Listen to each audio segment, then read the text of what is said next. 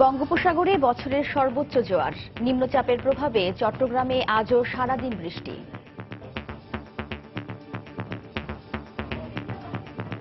এবং জোয়ারের ব্যবধান আজকে হবে প্রায় 18.5 ফিট। গুড়ি গুড়ি বৃষ্টি হচ্ছে, যার ফলে আমরা আশঙ্কা করছি যে আজকেও চট্টগ্রাম শহরের বিস্তীর্ণ অঞ্চল প্রায় গতকালের মতোই নিমজ্জিত অবস্থায় থাকবে। যে হারে পানির উচ্চতা বাড়তেছে, মনে হচ্ছে না এখানে মানুষ বসবাসের যোগ্য থাকবে বলে। রাস্তাঘাটে এটুকু পানি, অফিসে যেতে পারতেছি না, ছেলে মেয়েদেরকে স্কুলে নিয়ে যেতে পারতেছি না। সুইচ গেট যদি তখন করতে আজকে এত সমস্যা হইতো না, তখন কেন বাদটা দিল? টাকাগুলো কি করলো? বৃষ্টিতে নাকাল রাজধানীবাসীও, আটকে আছে যানজটে। মোহাম্মদপুর যাব, ওইখানে 15 মিনিটের জায়গায় আমার 1 ঘন্টা লেগেছে শুধু যেতে। হাইটে গেলে 3 মিনিটও লাগবে না, অথচ ওখান থেকে এইটুকু রিক্সা আসতে 30 টাকা চাই। 10 তারিখ স্কুল ছুটি 2টায়, এখন হয়েছে 12টায়, এখন মধ্যে স্কুলে যা পৌঁছাইতে পারলাম না। দেখছিলেন প্রধান শিরোনাম। দুপুরের সময়ের সঙ্গে আছি আমি পারমিতা হিম এবং আমি ওয়াহিদা স্বপ্না। এবার অন্যান্য শীর্ষ সংবাদ। কক্সবাজারে পাহাড় ধসে 4 জনের মৃত্যু। বান্দরবানে ঝুঁকি নিয়েই পাহাড়ে কয়েক হাজার পরিবারের বাস, সরানো যাচ্ছে না বারবার বলেও। দুর্নীতি দমনে কঠোর হতে জেলা প্রশাসকদের নির্দেশ দিলেন প্রধানমন্ত্রী। 3 দিনব্যাপী সম্মেলন শুরু। তিতুমিরের ছাত্র সিদ্দিকুরের বাম চোখের কিছুটা উন্নতি। পুলিশের তদন্ত সন্তোষজনক না হলে ফের তদন্ত করবে স্বরাষ্ট্র মন্ত্রণালয়। রাজধানীতে প্রতিদিনই বাড়ছে অজ্ঞাত পরিচয় লাশের সংখ্যা। সঠিক তথ্য নেই কারো কাছে, স্বজনদের তৎপর হওয়ার আহ্বান। এবং দ্বিতীয় দিনেও সময় মতো ঢাকা ছেড়েছে হজ ফ্লাইট। বেশ কয়েকটি এজেন্সির বিরুদ্ধে মুয়াল্লিম নির্ধারণ না করার অভিযোগ।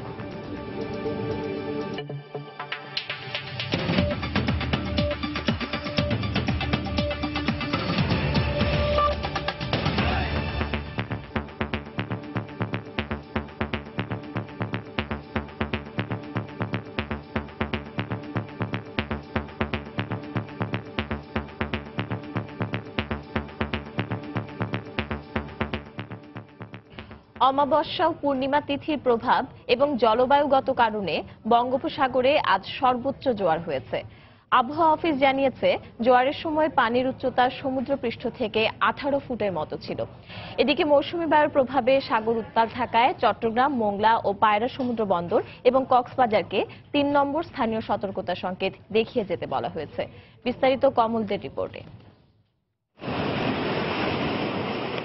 টানা প্রবল বর্ষণের সাথে যুক্ত হয়েছে পূর্ণ জোয়ার, আর এর ফলে গত 3 দিন ধরে স্থবির হয়ে আছে পতেঙ্গা সমুদ্র সৈকত সহ বিস্তীর্ণ এলাকা। প্লাবিত হয়েছে এখানকার নিচু এলাকাগুলো। বিশেষ করে জোয়ারের পানি ঢুকে পড়েছে লোকালের সহ সব জায়গায়। ভেঙে গেছে এখানকার কয়েকশো ব্যবসা প্রতিষ্ঠান, মালামাল ভেসে গেছে জোয়ারের পানিতে। আজকে 3 দিন ধরে দোকানপাট বন্ধ, এই পানির কারণে আমরা দোকান খুলতে পারতেছি না। প্রায় 5-6 ফুট পানি এখানে সবকিছু নষ্ট করে দিচ্ছে। আমরা তো অনেক কষ্টে আছি, কি করবো এখন চিন্তা করতে পারতেছি না। এক বৃষ্টি মারতেছে, এক সাগরের পানি মারতেছে। সাগরের পানি যেভাবে উপরে উঠে করতেছে, আমরা ব্যবসা বাণিজ্য বন্ধ, ব্যবসা বাণিজ্য করতে পারছি না। এদিকে মৌসুমী বায়ু সক্রিয় থাকায় সকাল মাছ ধরা নৌকা এবং ট্রলারকে উপকূলীয় এলাকায় অবস্থান করতে বলা হয়েছে। বর্ষাকালে জোয়ার ভাটাগুলো হয় অনেক বেশি তীব্র। তার সাথে যদি অমাবস্যা এবং পূর্ণিমার যোগ একসাথে যুক্ত হয়, তাহলে জোয়ারগুলি হয় অনেক বেশি তীব্র। এবং এই 2017 সনের যে 705টি জোয়ার হবে, আমাদের হিসেব অনুযায়ী আজকে সর্বোচ্চ জোয়ারটি হবে। ভাটা এবং জোয়ারের ব্যবধান আজকে হবে প্রায় 18.5 ফিট। একটি দোতলা ভবনের সমান উচ্চতা ভাটা এবং জোয়ারের মধ্যে হবে আজকে। দুর্যোগপূর্ণ আবহাওয়ার কারণে গত 3 দিন ধরে চট্টগ্রাম বন্দরের বহির্নোঙরে লাইটারের জাহাজে করে পণ্য খালাস পুরোপুরি বন্ধ রয়েছে। 100-র বেশি বাজার ভেসেল অলস বসে রয়েছে বহির্নোঙরে। একই সাথে শত শত লাইটারের জাহাজ অবস্থান নিয়ে আছে 15 নম্বর ঘাট থেকে শুরু করে নেপাল পর্যন্ত বিস্তীর্ণ এলাকায়। নদী এবং সাগরে জোয়ার ভাটা স্বাভাবিক ব্যাপার, তবে কিছু কিছু জোয়ার ভয়ঙ্কর রূপ নেয়। চলতি বছরের 705টি জোয়ারের মধ্যে মঙ্গলবারের জোয়ারটি ছিল সবচেয়ে উচ্চতার। আর এই ভয়ঙ্কর রূপ নিয়ে এ জোয়ার আসতে পড়ে বৃহত্তর চট্টগ্রামের উপকূলীয় এলাকায়। এই জোয়ারের ভয়ঙ্কর রূপ দেখেছে এখানকার লাখ লাখ বাসিন্দা। পতেঙ্গা সমুদ্র উপকূল থেকে কমল দে, সময় সংবাদ। দর্শক, সহকর্মী কমল দে এই মুহূর্তে চট্টগ্রামের পতেঙ্গা সমুদ্র সৈকতে আছেন। তার কাছ থেকে জানবো জোয়ারের সর্বশেষ পরিস্থিতি। কমল। হ্যাঁ, ধন্যবাদ পারমিতা। চলতি বছর যে 705টি জোয়ার আসার কথা, তার মধ্যে সবচেয়ে যে উচ্চতার জোয়ার সেটা আজকে এই মুহূর্তে অতিক্রম করে যাচ্ছে, যার উচ্চতা বলা হচ্ছে 3.265 মিলিমিটার, অর্থাৎ প্রায় 10 ফুটের বেশি। আমরা একটু বর্ণনা দিই। পতেঙ্গা সমুদ্র সৈকত আমরা যে এলাকায় আছি তার চেয়ে যে বেরিবাদটির দূরত্ব কমপক্ষে আপনার 10 থেকে 12 ফুট। আপনারা দেখতে পাচ্ছেন যে এখন 10 থেকে 12 ফুট অতিক্রম করে তার চেয়েও বেশি কিন্তু উচ্চতা এই জোয়ারের পানি বয়ে যাচ্ছে পুরো উপকূল এলাকা জুড়ে। শুধু এই পতেঙ্গা নয়, বিস্তীর্ণ যে এলাকা, উপকূলবর্তী এলাকা, পুরো এলাকারে কিন্তু একই দৃশ্য। আমরা একটু দেখানোর চেষ্টা করবো পারমিতা আপনার মাধ্যমে যে আসলে সাগর কতটা রুদ্র রূপ নিতে পারে এই জোয়ারের মাঝে। আমরা দেখি যে গতকালকে যখন দ্বিতীয় সর্বোচ্চতা জোয়ার ছিল, সে জোয়ারে কিন্তু চট্টগ্রামের নতুন নতুন এলাকা প্লাবিত হয়েছে। আজ তারও ব্যতিক্রম হচ্ছে না। তবে আজ একটি লক্ষণীয় বিষয়, গতকাল প্রায় 200 মিলিমিটার বেশি বৃষ্টিপাত হয়েছিল, কিন্তু আজ বৃষ্টিপাতের পরিমাণ কম, যে কারণে হয়তো শহরের মধ্যে জলাবদ্ধতার পরিমাণটা কিছুটা কম।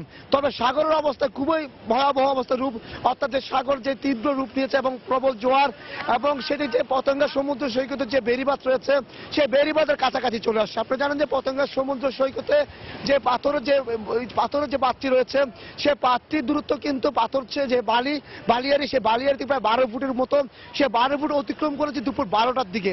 এবং এখন যখন 2টা বাজছে তখন প্রায় 2 ঘন্টা, এখনই চূড়ান্ত মুহূর্ত বলে আমরা জানতে পারি যে কথাটা বলা হচ্ছিল যে সর্বোচ্চ তার জোয়ার বয়ে যাওয়ার কথা। এবং সেটি আপনি জানেন যে আবহাওয়াবিদ এবং যারা বিশেষজ্ঞ রয়েছেন তারা বলছেন চলতি বছরে 705টি জোয়ার বয়ে যাওয়ার কথা, এবং 705টি জোয়ারের মধ্যে আজ গতকালকে ছিল দ্বিতীয় সর্বোচ্চ জোয়ার, এবং সে অনুযায়ী আজ হচ্ছে সবচেয়ে বেশি জোয়ারটি, এবং সেই যেটি এখন সেই মুহূর্তটি বলা মনে হচ্ছে।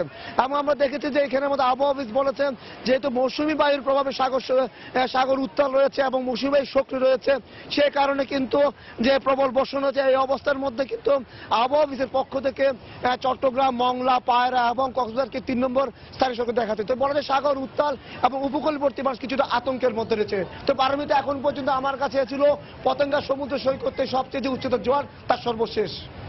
দর্শক, চট্টগ্রাম থেকে যোগ দিয়েছিলেন সহকর্মী কমল দে, জানাচ্ছিলেন জোয়ারের সর্বশেষ খবর। এদিকে নিম্নচাপের প্রভাবে চট্টগ্রামে আজও সারাদিন বৃষ্টি হচ্ছে, সেই সাথে জোয়ারের পানিতে এখনো তলিয়ে আছে নগরীর বিভিন্ন এলাকা। পানি না নামায় দুর্ভোগ কাটেনি চট্টগ্রামবাসীর। দিনের পর দিন এমন বিপর্যয়ে ক্ষুব্ধ নগরবাসী।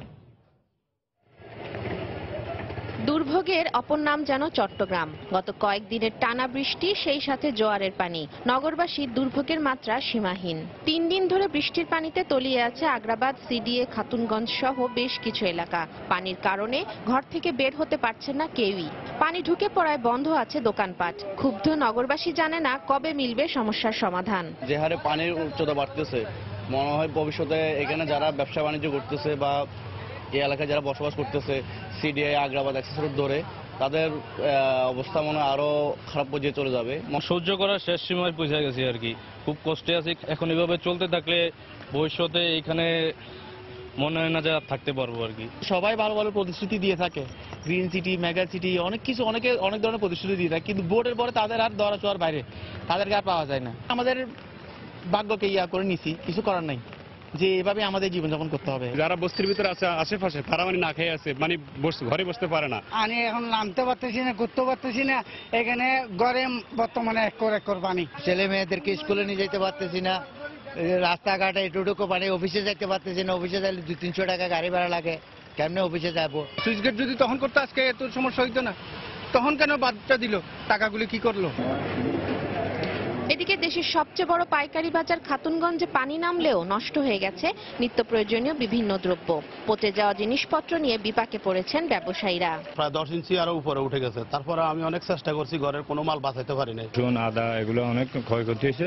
আমরা চাই এদের জলাবদ্ধতা থেকে নিরসনের জন্য সরকার যথাযথ উদ্যোগ নিবে। সরকার যদি আগে কিছু সহযোগিতা করে এই ছাড়া আমাদের আর কোনো উপায় বুদ্ধি নাই। ব্যবসায়ীদের দাবি, গত কয়েকদিনের বৃষ্টিতে খাতুনগঞ্জে কয়েকশো কোটি টাকার ক্ষতি হয়েছে। সময় সংবাদ, চট্টগ্রাম। দর্শক, চট্টগ্রামের বিভিন্ন এলাকার মতো জলাবদ্ধতার কবলে পড়েছে আগ্রাবাদ এলাকার মা ও শিশু হাসপাতাল। এতে ভোগান্তিতে পড়েছেন রোগী ও স্বজন সহ হাসপাতাল সংশ্লিষ্টরা। এই মুহূর্তে সেখানে আছেন আমাদের সহকর্মী পার্থপ্রতিম বিশ্বাস। চলে যাব তার কাছে।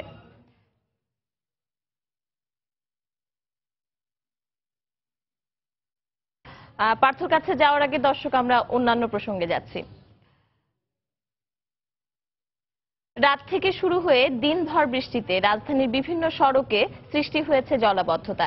সেই সাথে ঘন্টার পর ঘন্টা যোগ হওয়া যানজটে নাকাল অবস্থা নগরবাসীর। দর্শক, এই মুহূর্তে রাজধানীর কলাবাগান এলাকায় আছেন সহকর্মী রাশেদ লিমন। রাস্তার ভোগান্তির খবর জানবো তার কাছ থেকে। লিমন,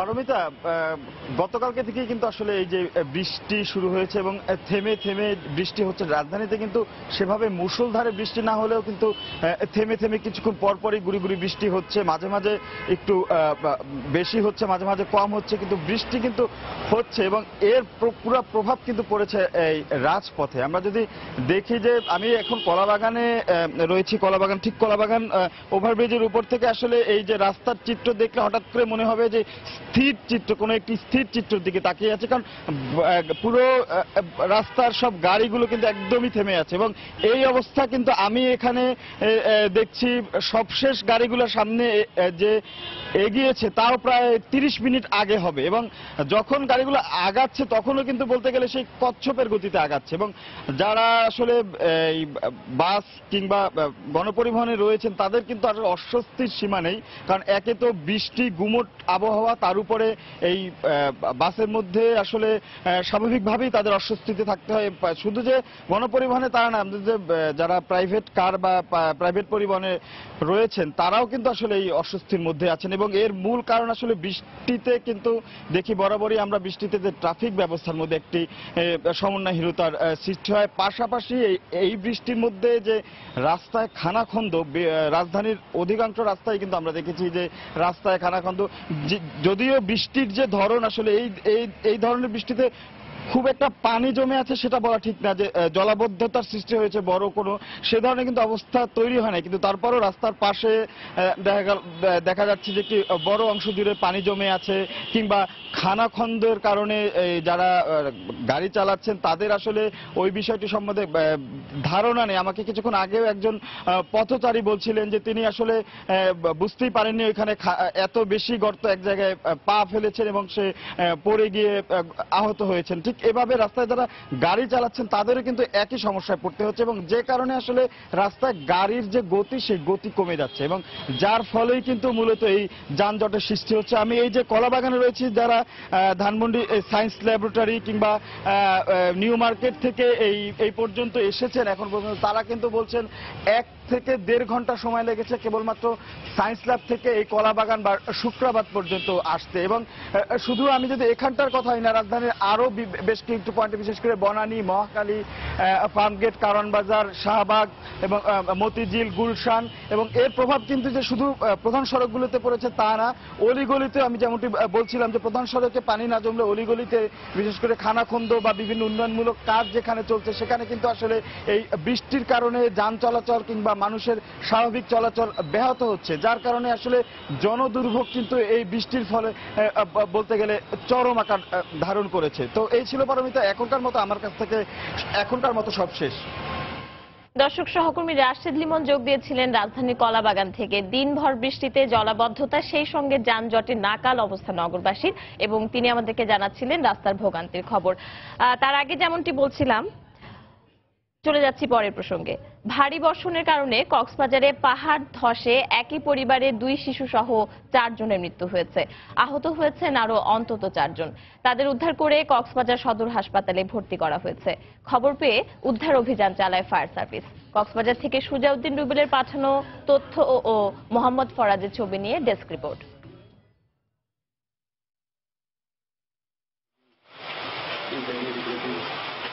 ফায়ার সার্ভিস জানায়, সোমবার গভীর রাতে রামু উপজেলার চেইন্দা এলাকায় পাহাড় ধসে মাটির নিচে চাপা পড়ে এক দম্পতি সহ তাদের 2 শিশু সন্তান।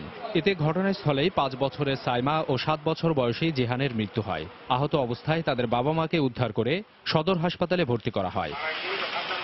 একই সময়ে কক্সবাজার শহরের লাইট হাউস এলাকায় পাহাড় ধসে 4 জন আহত হন। তাদের উদ্ধার করে সদর হাসপাতালে নেওয়া হলে চিকিৎসাধীন অবস্থায় 2 জনের মৃত্যু হয়। মাটির নিচে থেকে আমরা 3 জনের খল্লা কোন রকম পাওয়া গেছে, তখন হুট করে আরেকটা ধাপ পড়ে গেছে। 4 জনকে আমরা ওইখান থেকে মাটি খুঁড়ে দেওয়াল ভেঙে আমরা উদ্ধার করলাম। সবাই উদ্ধার করার পর আমরা তাদেরকে হাসপাতালে নিয়ে যাই। ঘটনার পর উদ্ধার অভিযান শুরু করে ফায়ার সার্ভিস। মঙ্গলবার ভোরে শেষ হয় উদ্ধার কাজ। উদ্ধার অভিযান শেষ করেছি ইতিমধ্যে। টোটালি 4 জন মারা গেছে, বাচ্চা ছেলে মেয়ে ছিল, একজন 7 বছর, একজন 5 বছর। ওরা জায়গায় মারা গেছে, ওদের রিসিভ করে আমরা স্থানীয় চেয়ারম্যানের কাছে বুঝিয়ে দিয়ে আসা হয়েছে। গত কয়েকদিনের ভারী বর্ষণে ঝুঁকিপূর্ণ হয়ে পড়ে কক্সবাজারের বিভিন্ন পাহাড়ি এলাকা। সময় সংবাদ, কক্সবাজার। দর্শক, কিছুক্ষণ আগে যেমনটা জানাচ্ছিলাম, জলাবদ্ধতার কবলে পড়েছে চট্টগ্রামের আগ্রাবাদ এলাকার মা ও শিশু হাসপাতাল। এতে ভোগান্তিতে পড়েছেন রোগী ও স্বজন সহ হাসপাতাল সংশ্লিষ্টরা। এই মুহূর্তে সেখানে আছেন সহকর্মী পার্থ প্রতিম বিশ্বাস। চলে যাচ্ছি তার কাছে। পার্থ,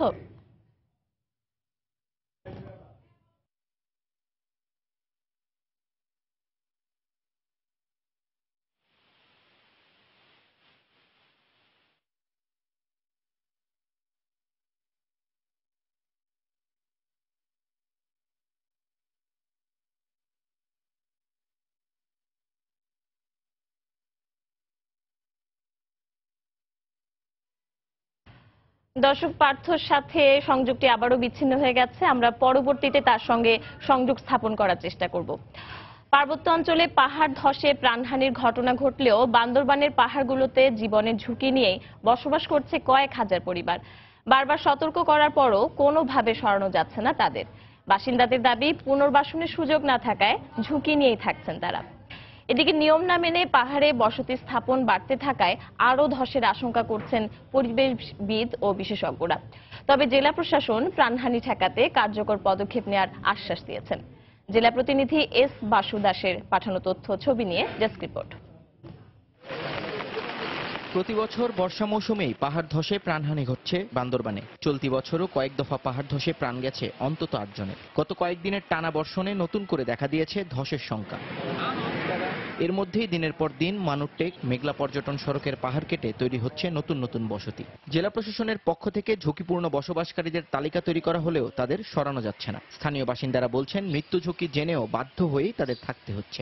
সরকারের কোন উদ্যোগ নিয়ে অনন্তর হার যখন সমতল জায়গার মধ্যে তারা গর্ত বারণ দিবে, এই সমস্ত কিছু উদ্যোগ নিয়ে অনন্তর হার। খুব গরিব পরিবার, আইয়ার ভারত ঘর বান্ধি ভরিয়ে চাষবাস করে হাত দেয়, কিছু নাই তো, তার একদমই কিছু নাই। পরিবেশবিদ ও বিশেষজ্ঞরা বলছেন, প্রতিনিয়ত ইচ্ছেমাফিক গাছপালা আর মাটি কাটার কারণে পাহাড়গুলো ঝুঁকিপূর্ণ হয়ে উঠছে। জীবিকার তাগিদে পাহাড়ে বিভিন্ন ধরনের যে গাছপালা আছে, গাছপালাগুলো কেটে ফেলতেছে। হ্যাঁ, যেভাবে পাহাড়কে ব্যবহার করা দরকার সেভাবে ব্যবহার করতেছে না। পাহাড়ে পাহাড়ের মতো, সমতলে সমতলের মতো আমাদেরকে বসবাস অভ্যাস করতে হবে, না হলে প্রতি বছর এই হতাহতের ঘটনা ঘটতেই থাকবে। জেলা প্রশাসক জানান, পাহাড়ে বসবাসকারীদের সরানো না গেলেও দুর্যোগ ও প্রাণহানি মোকাবেলায় কার্যকর পদক্ষেপ নেওয়া হবে। সরকারের উচ্চ পর্যায় থেকেও আপনার পাহাড়ে বসবাসরত যারা জনগোষ্ঠী, তাদের বাড়িঘরগুলোকে আরো কিভাবে টেকসই করা যায়, নিরাপদ নির্বিঘ্নে যাতে করে তারা বসবাস করতে পারে, সেই লক্ষ্যে চিন্তা ভাবনা করছে। সরকারি হিসেবে 2006 থেকে এ পর্যন্ত বান্দরবানে পাহাড় ধসে প্রাণ হারিয়েছেন 72 জন, আহত হয়েছেন কয়েকশো মানুষ। একটি বেসরকারি সংস্থার হিসেবে প্রায় 15,000 পরিবার পাহাড় ধসের ঝুঁকিতে রয়েছে। সময় সংবাদ, বান্দরবান। দুপুরের সময় আরো থাকছে। 24 ঘন্টার মধ্যে মোবাইল অপারেটর সিটিসেলের সংযোগ দেওয়ার নির্দেশ আপিল বিভাগের।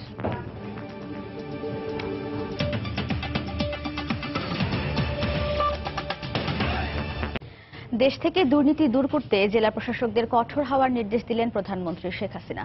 সকালে প্রধানমন্ত্রীর কার্যালয়ে 3 দিন ব্যাপী জেলা প্রশাসক সম্মেলনের উদ্বোধনী অনুষ্ঠানে প্রধানমন্ত্রী বক্তব্য রাখেন। তিনি বলেন, স্বাধীনতা বিরোধীরা 21 বছর ধরে দেশকে ব্যর্থ রাষ্ট্রে পরিণত করার চেষ্টা করেছিল। আওয়ামী লীগ ক্ষমতায় আসার পর দেশের অগ্রযাত্রা শুরু হয়। এ সময় তিনি জেলা প্রশাসকদের উদ্দেশ্য করে বলেন, মানুষের ভাগ্য উন্নয়নের লক্ষ্য নিয়ে কাজ করতে হবে। মাঠ পর্যায়ের উন্নয়নে বিভাগীয় কমিশনার ও ডিসিদের বিভিন্ন দিক নির্দেশনা দেন প্রধানমন্ত্রী। অধিবেশনে 52টি মন্ত্রণালয় ও বিভাগ অংশগ্রহণ করে। এবারের সম্মেলনে বিভাগীয় কমিশনার ও জেলা প্রশাসকদের কাছ থেকে 349টি প্রস্তাব দেওয়া হবে। 3 দিনের ডিসি সম্মেলনকে মোট 22টি অধিবেশন ও 18টি কার্য অধিবেশনে ভাগ করা হয়েছে। আওয়ামী লীগ সরকার সরকারি চাকুরিজীবীদের বেতন 123 ভাগ বাড়িয়েছে উল্লেখ করে প্রধানমন্ত্রী দুর্নীতি প্রতিরোধে জনসচেতনতা বাড়ানোর তাগিদ দেন। আমাদের লক্ষ্য বাংলাদেশকে আমরা বিশ্ব দরবারে মর্যাদার আসনে অধিষ্ঠিত করব, আর সেই লক্ষ্য নিয়েই আমরা কাজ করছি বলেই আজকে এই উন্নয়নের পথে আমরা অগ্রযাত্রা অব্যাহত রাখতে সক্ষম হচ্ছি। ধারাবাহিকভাবে 8 বছর ক্ষমতায় থাকতে পেরেছি বলেই উন্নয়নের ছোঁয়াটা মানুষের কাছে পৌঁছাচ্ছে। জনগণকে আমরা কি দিতে পারলাম সেটাই আমাদের বড় কথা। উন্নয়ন প্রকল্পগুলি যেন যথাযথভাবে বাস্তবায়ন হয়, যাতে করে দেশের উন্নয়নটাও দ্রুত হতে পারে। করাপশন দূর করতে হবে যেভাবে হোক, কারণ কোনো কাজ করতে গেলে সেখানে যদি করাপশন হয় আর সেটুকু যদি খেয়ে ফেলে তাহলে তো আমার উন্নয়নের ছোঁয়াটা গ্রাম বাংলায় বা কোথাও লাগবে না। কাজে এ ব্যাপারে আপনাদেরকে জনসচেতনতাও সৃষ্টি করতে হবে এবং নিজেদেরকে এ ব্যাপারে কঠোর অবস্থানে থাকতে হবে। জঙ্গিবাদ, মাদকাসক্ত এই নানা ধরনের উপসর্গগুলি, এই উপসর্গগুলি থেকেও আমাদের দেশকে রক্ষা করতে হবে এবং জনসচেতনতা সৃষ্টি করতে হবে। শাহবাগে ছাত্র বিক্ষোভে পুলিশের বাধা দেওয়ার ঘটনায় আহত তিতুমির কলেজের শিক্ষার্থী সিদ্দিকুরের বাম চোখের কিছুটা উন্নতি হয়েছে, তবে ডান চোখের বিষয়ে আশা একেবারে ক্ষীণ বলে জানিয়েছেন চিকিৎসক। এরই মধ্যে তাকে উন্নত চিকিৎসার জন্য বিদেশে নেয়ার প্রস্তুতি শুরু হয়েছে বলেও জানান তিনি। এদিকে 2 চোখের দৃষ্টি ফিরে পাবে সিদ্দিক, এমনই প্রত্যাশা পরিবারের স্বজনদের। এ সময় সিদ্দিকুরকে দেখতে এসে জাতীয় বিশ্ববিদ্যালয়ের ভিসি বলেন, ঢাকা বিশ্ববিদ্যালয়ের অধিভুক্ত 7 কলেজের ক্লাস ও পরীক্ষার রুটিনের বিষয়টি একটি অব্যবস্থাপনার জন্যই হয়েছে।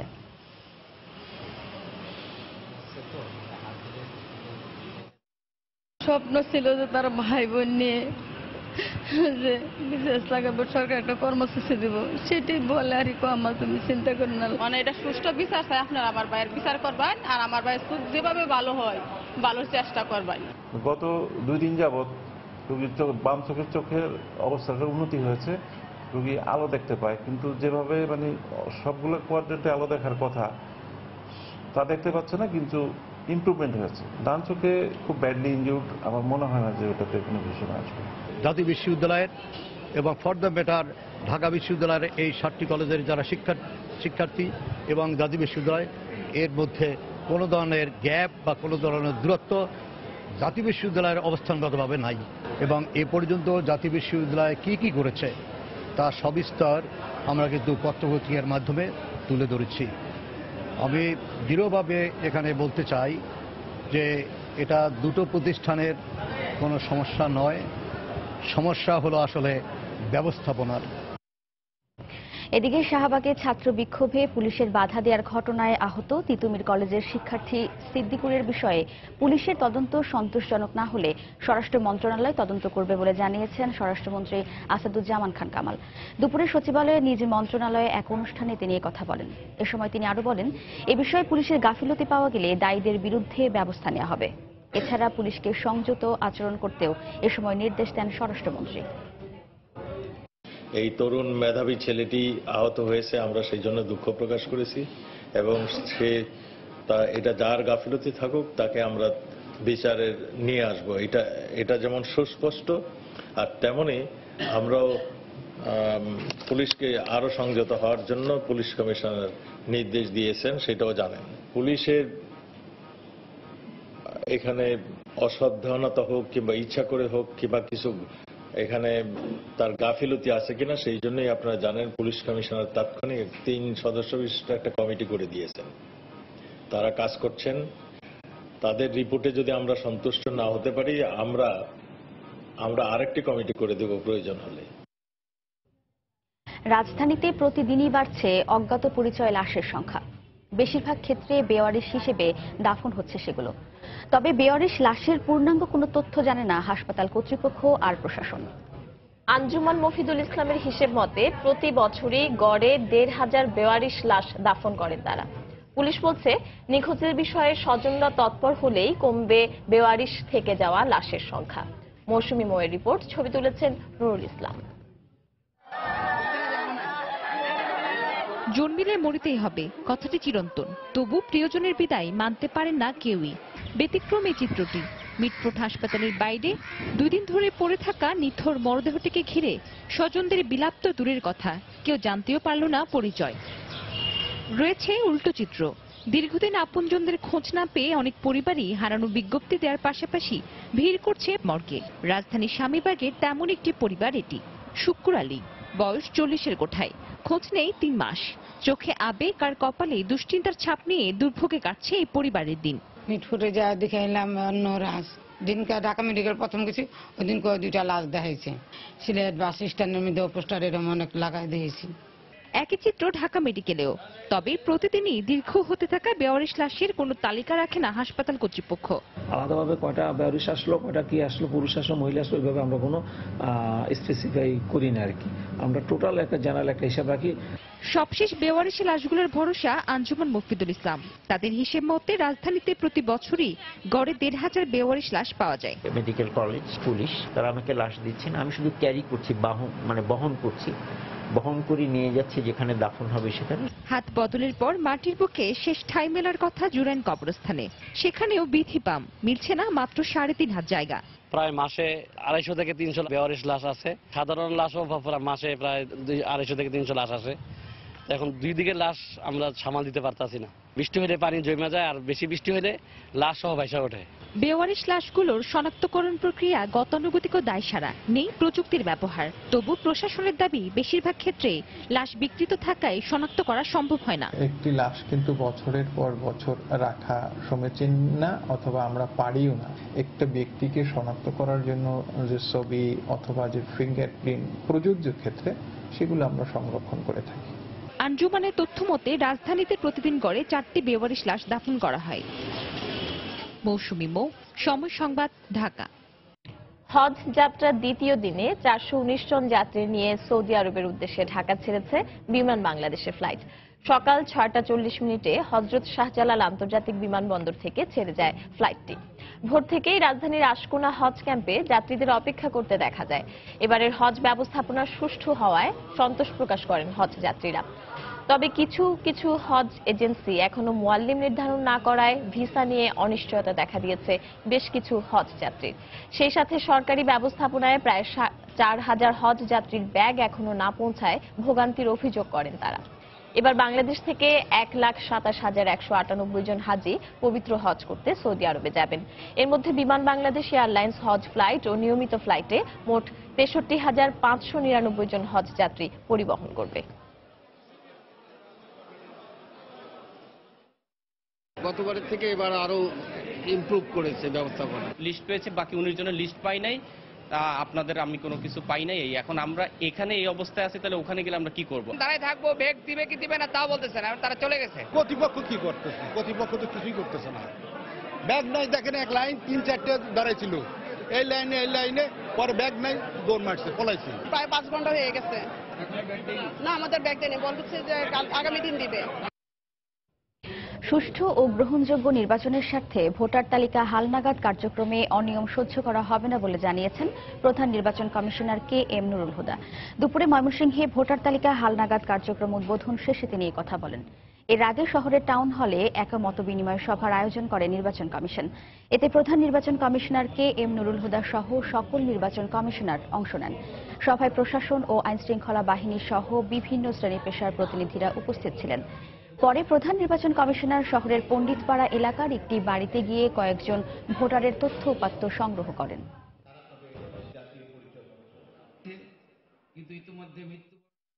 কোন রকমের যারা ভুয়া ভোটার বা যারা ভোটার না তাদেরকে ভোটার তালিকা করার সুযোগ থাকবে না। সুতরাং এবছর আমরা যেটা করব সেগুলো সঠিকভাবে সম্পন্ন করা যাবে। ভোটার তালিকার নাম এবং ঠিকানা সংগ্রহ করার কাজে নিয়োজিত তাদেরকে আমরা অল্প কিছু পারিশ্রমিক দেই, সেটা বড় কথা না।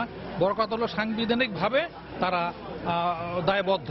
সুতরাং সেটা যদি অবহেলা করে তাদের বিরুদ্ধে আইনানুগ ব্যবস্থা করার সুযোগ রয়েছে। মির্জা ফখরুল ইসলাম আলমগীর বলেছেন, আদালতের বারান্দায় বিএনপি নেতারা ঘুরে বেড়াবে আর আওয়ামী লীগ নির্বাচনের প্রচারণা করবে তা মেনে নেওয়া হবে না। সকালে বরিশালের সদস্য সংগ্রহ অনুষ্ঠানে এ কথা বলেন তিনি।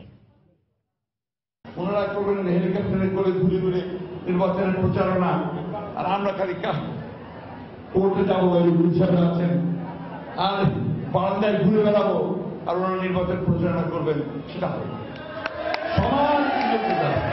এবার নির্বাচন হবে নিরপেক্ষ সরকার, সহায়ক সরকারের অধীনে, এবং নিরপেক্ষ নির্বাচন হবে সকল দলের অংশগ্রহণের মাধ্যমে। 2014 5ই জানুয়ারি নির্বাচন হবে না। বিএনপি লন্ডন চক্রান্তে মেতে উঠেছে উল্লেখ করে স্বাস্থ্যমন্ত্রী মোহাম্মদ নাসিম বলেছেন, তারা জাতীয় ও আন্তর্জাতিক চক্রান্তের মাধ্যমে নির্বাচনকে ভণ্ডুল করার পায়তারা করছে। সকালে ধানমন্ডির আওয়ামী লীগ সভাপতির কার্যালয়ে 14 দলের বৈঠক শেষে সাংবাদিকদের ব্রিফিংয়ে একথা বলেন মন্ত্রী। বিএনপি চিরদিন চক্রান্তের মধ্য দিয়ে ক্ষমতায় এসছে। আমরা আশঙ্কা করছি লন্ডন চক্রান্ত শুরু হয়ে গেছে। আজকে বিএনপির কথাবার্তা বোঝা যায় একটি নীল নকশা সামনে রেখে আগামী নির্বাচনে ভণ্ডুল করার জন্য তা তৎপর হয়ে গেছে। কারণ সংবিধানেই যেটা আছে, বারবার যেটা বলা হয়েছে, সংবিধানের বাইরে যাওয়ার কোনো সুযোগ আমাদের নাই। সেখানে সহায়ক সরকারের নামে বিভিন্ন মিশন দিয়ে তারা আজকে নির্বাচনকে প্রশ্নবিদ্ধ করতে চায়, ভণ্ডুল করতে চায়। দুপুরের সময় আরো থাকছে। ভারতের 14তম রাষ্ট্রপতি হিসেবে দায়িত্ব নিলেন রামনাথ কোবিন্দ। সর্বস্তরে ঐক্য প্রতিষ্ঠা করে দেশকে এগিয়ে নেওয়ার প্রতিশ্রুতি।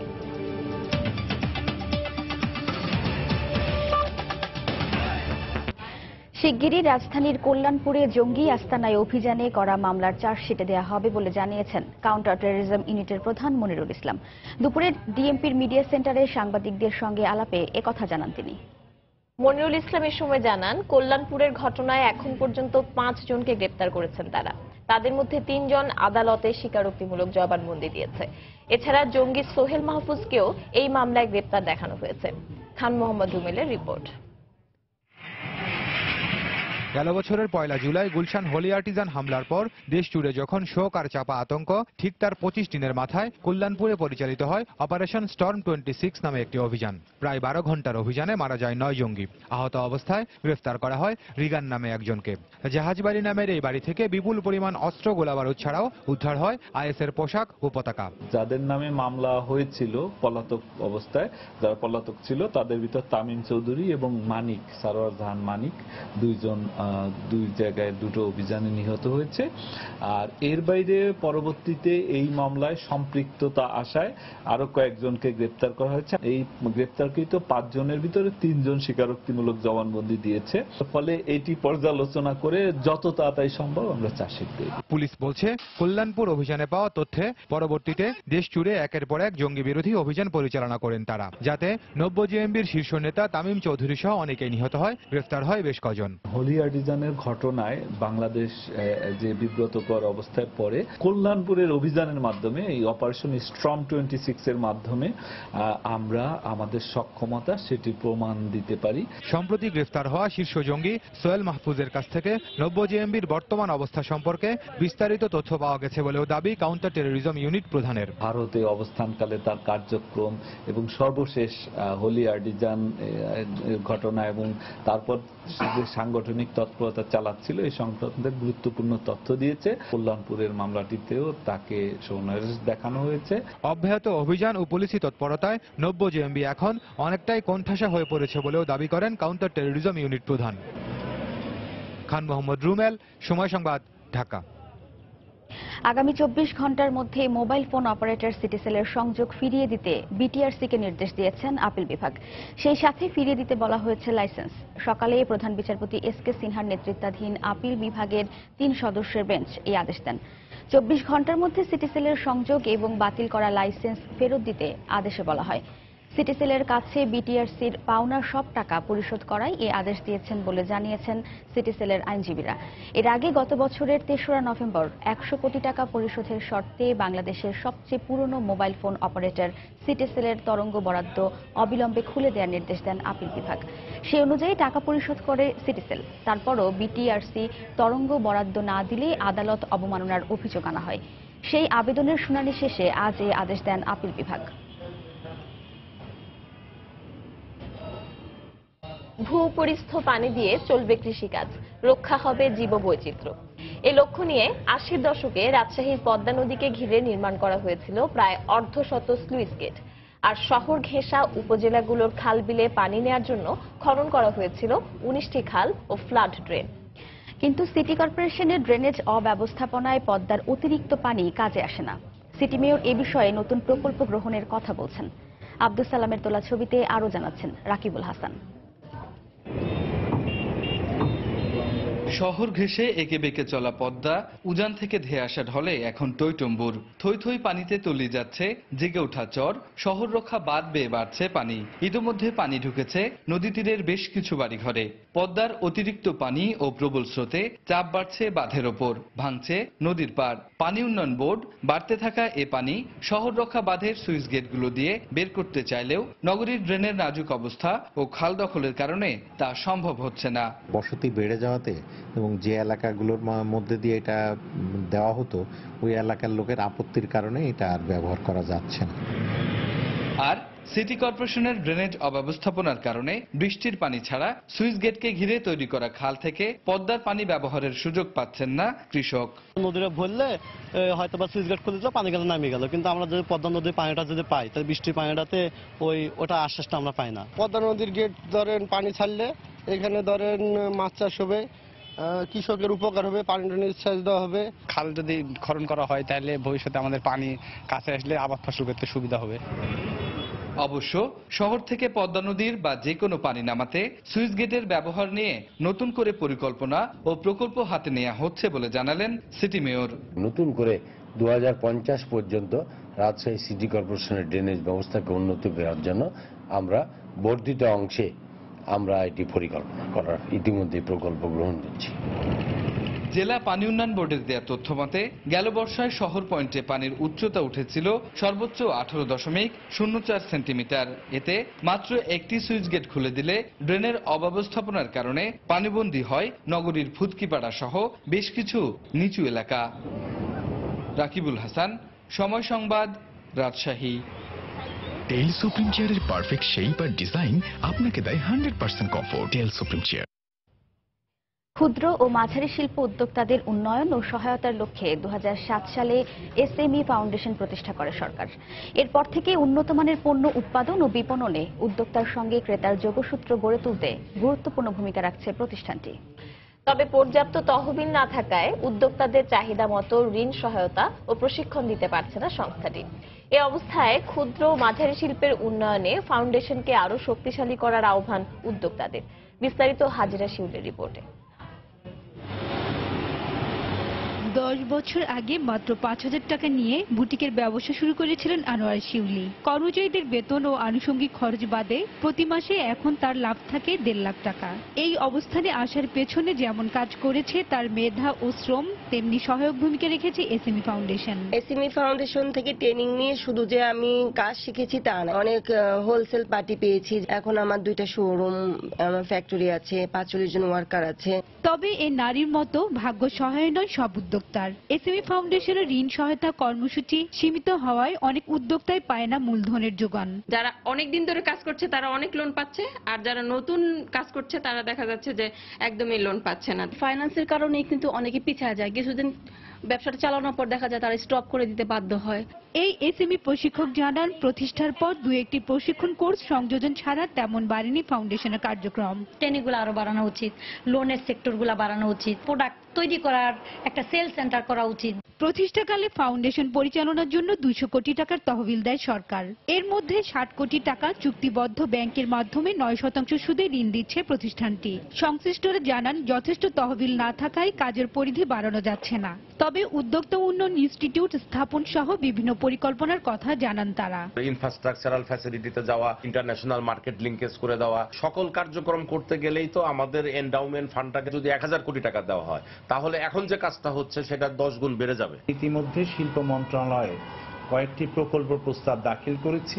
একটি প্রস্তাবে এডিবি সহায়তা করতে সম্মত হয়েছে এবং একাধিক প্রকল্প সৌদি আরবে সহায়তার জন্য অপেক্ষমান আছে। যদি অনুমোদন পাই তাহলে সারা দেশে ক্লাস্টার উন্নয়নে আমরা সক্ষম হব। এ পর্যন্ত 1200 উদ্যোক্তাকে ঋণ দিয়েছে ফাউন্ডেশন। বাংলাদেশ ব্যাংক থেকে সহায়ক তহবিল পেলে এই কর্মসূচি বাড়ানো সম্ভব বলে জানায় সংস্থাটি। হাজিরা শিউলি, সময় সংবাদ, ঢাকা। এবার দেশের বাইরের খবর। ভারতের 14তম রাষ্ট্রপতি হিসেবে শপথ নিলেন রামনাথ কোবিন্দ। স্থানীয় সময় বেলা 12:15টায় নয়াদিল্লিতে পার্লামেন্টের সেন্ট্রাল হলে তাকে শপথ পাঠ করান প্রধান বিচারপতি জে এস খেহার। এর মধ্য দিয়ে 5 বছরের রাষ্ট্রপতির দায়িত্ব পালন শেষে অবসরে গেলেন ভারতের 13তম এবং প্রথম বাঙালি রাষ্ট্রপতি প্রণব মুখার্জি। শপথ গ্রহণ শেষে পার্লামেন্টে ভাষণে ঐক্য প্রতিষ্ঠার মধ্য দিয়ে দেশকে এগিয়ে নেয়ার অঙ্গীকার করেন কোবিন্দ। বিভিন্ন রাজ্যের মুখ্যমন্ত্রী, মন্ত্রিপরিষদ, লোকসভা ও রাজ্যসভার সদস্যদের উপস্থিতিতে পার্লামেন্টের সেন্ট্রাল হল তখন কানায় কানায় পূর্ণ। নির্ধারিত সময়ে উপরাষ্ট্রপতি হামিদ আনসারি, লোকসভার স্পিকার সুমিত্রা মহাজন ও বিদায়ী রাষ্ট্রপতি প্রণব মুখার্জিকে সঙ্গে নিয়ে সেন্ট্রাল হলে আসেন নবনির্বাচিত রাষ্ট্রপতি রামনাথ কোবিন্দ। এরপরই আসে সেই মাহেন্দ্রক্ষণ। 14তম রাষ্ট্রপতি হিসেবে কোবিন্দকে শপথ পাঠ করান প্রধান বিচারপতি জে.এস. খেহার। ईश्वर की शपथ लेता हूं कि मैं श्रद्धापूर्वक ভারতীয় প্রধানমন্ত্রী নরেন্দ্র মোদী সহ সরকারের ঊর্ধ্বতন কর্মকর্তাদের পাশাপাশি অনুষ্ঠানে অংশ নেন রামনাথ কোবিন্দর পরিবারের 22 সদস্য।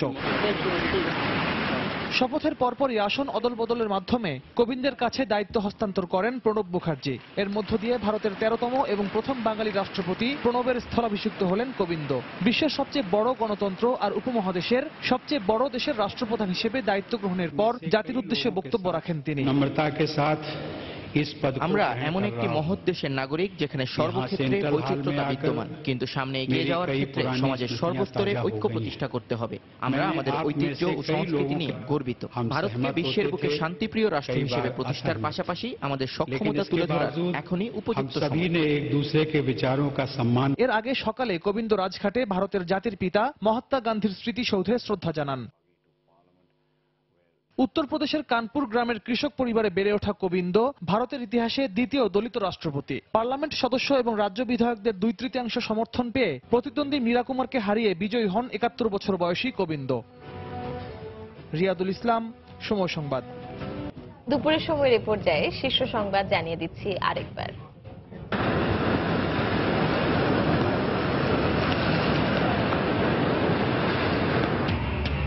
বঙ্গোপসাগরে বছরের সর্বোচ্চ জোয়ার। নিম্নচাপের প্রভাবে চট্টগ্রামে আজও বৃষ্টি।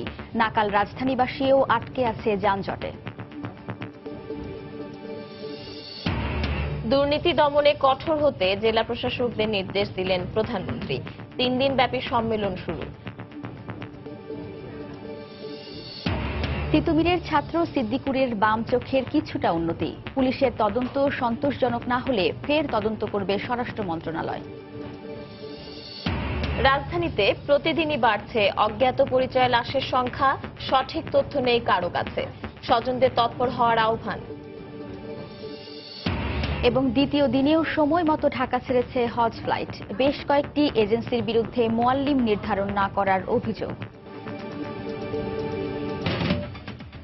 দর্শক, এই ছিল দুপুরের সময়। যে কোনো খবর পেতে ভিজিট করুন সময়নিউজ.tv আর সঙ্গে থাকুন সময়।